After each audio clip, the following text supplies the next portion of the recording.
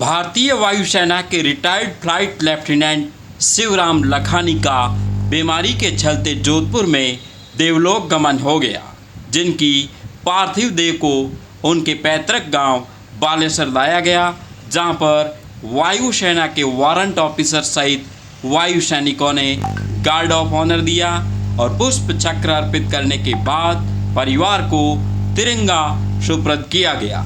बालेसर कस्बे निवासी शिवराम लखानी ने 1971 में भारतीय वायुसेना ज्वाइन की थी। भारतीय वायुसेना में फ्लाइट लेफ्टिनेंट के पद पर 37 साल तक शहरानी सेवाएं देने के बाद 2007 में सेवानिवृत्त हुए थे। अभी 1 माह पहले तबीयत खराब होने के कारण सरकारी अस्पताल में भर्ती करवाया था, मगर रविवार को रात के समय उनकी अचानक तबीयत खराब होने से उनका देवलोक गमन हो गया। सोमवार को सुबह वायुसेना मुख्यालय में सूचना दी गई।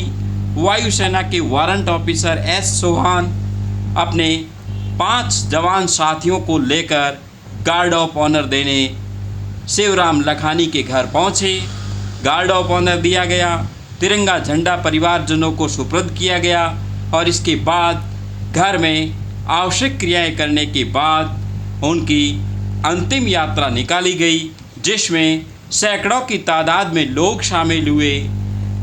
आपको बता दें कि फ्लाइट लेफ्टिनेंट शिवराम लखानी के एक पुत्र विनोद, जो कि अपाहिज है, उनके घर में 3 पुत्रियां हैं, उषा, दुर्गा और दीपिका। चारों अपने पिता की अंतिम यात्रा में शामिल हुए। बेटियों ने भी नम आंखों से अपने पिता को विदाई दी। सैकड़ों की तादाद में गांव के लोग भी उनके अंतिम दर्शन करने के लिए उनके घर पहुंचे।